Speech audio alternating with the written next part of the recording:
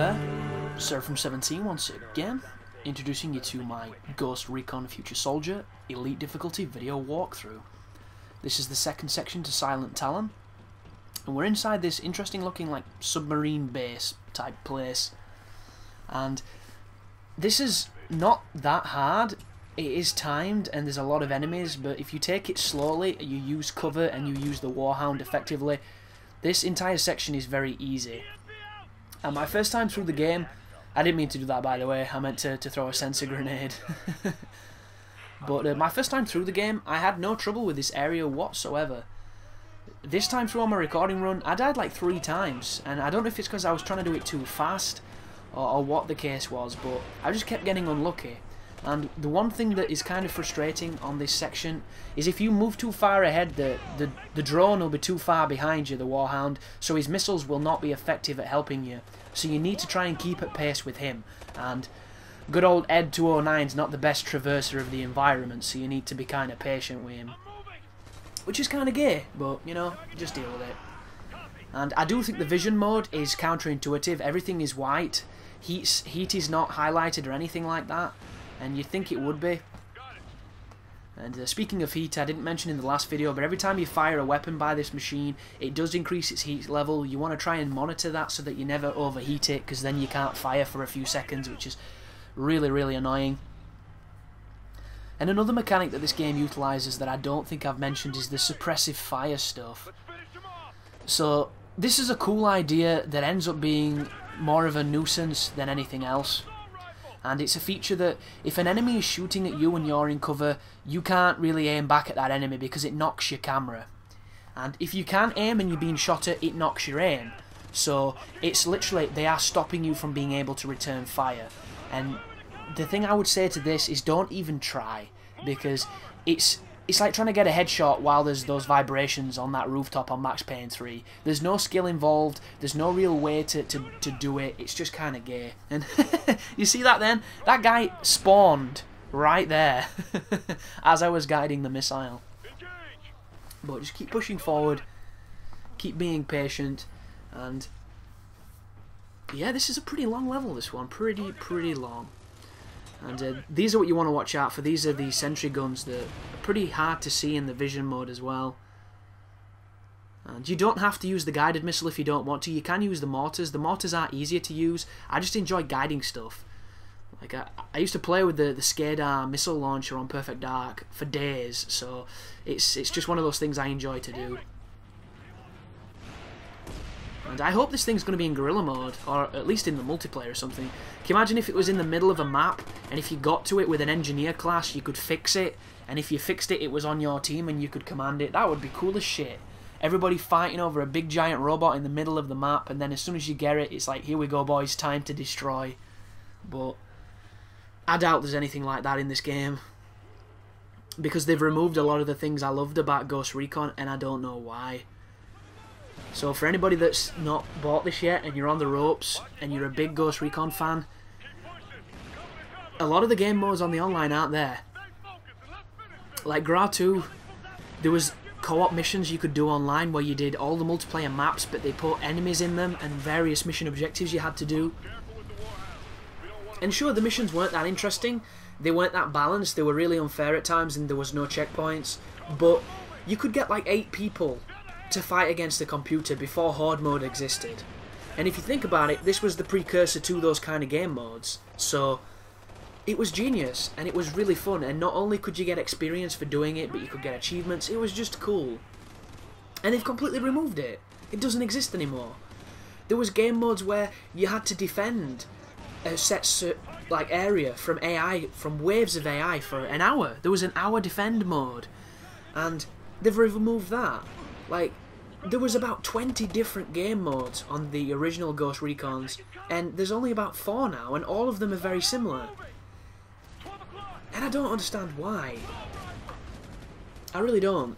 Like, I kind of bought this game under the pretense of those co-op missions because I loved them on the old game, and they're not even here.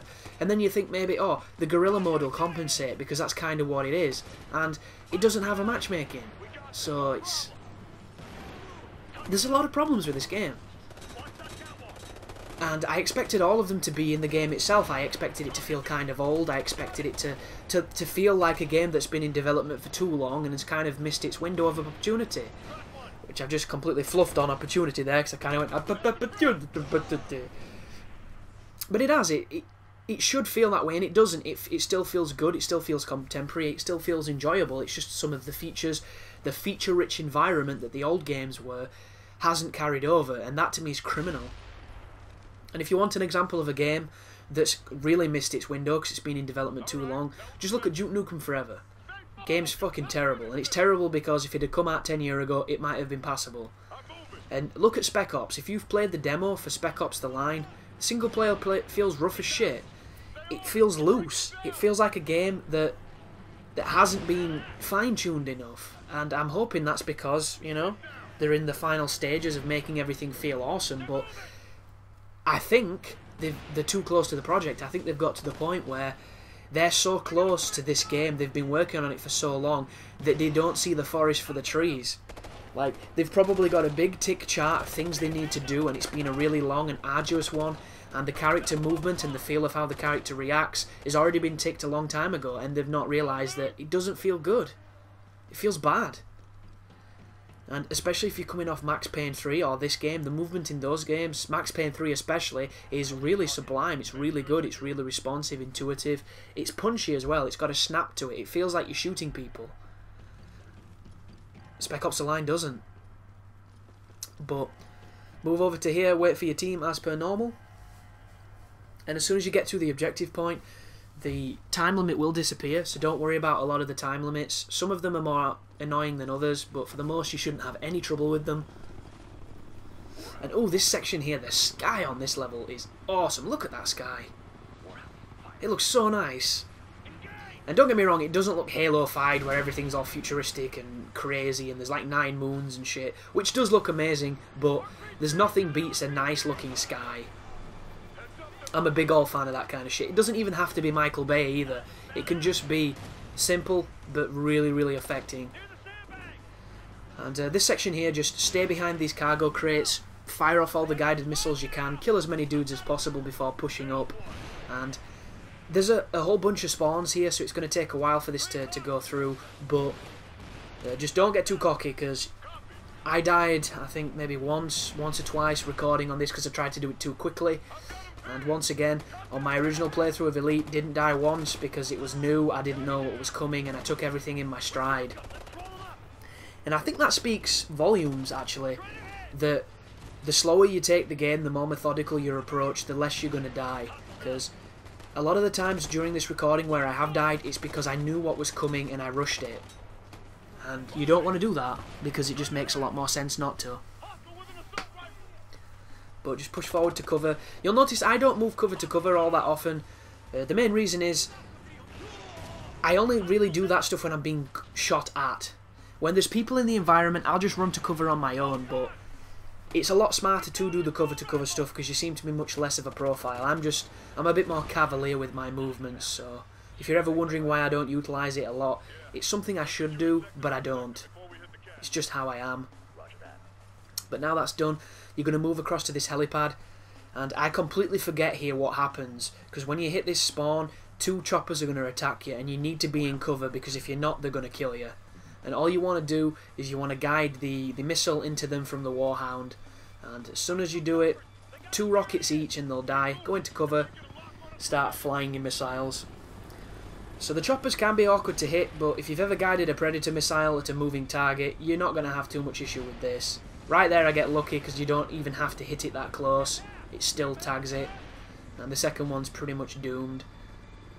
And if you can do this quick enough without any of your team going down, you'll get that challenge there, which is the Silent Talon challenge. And if you've got no interest in buying this game and you want to know what the challenges are about, oh, I'm losing words. And you want to know what the challenges are about, sorry. They unlock equipment for you and various different facets of the game. And they're worth doing. Some of them are fun, some of them are stupid. It's all preference in the end. But thanks for watching, guys, and you take care now.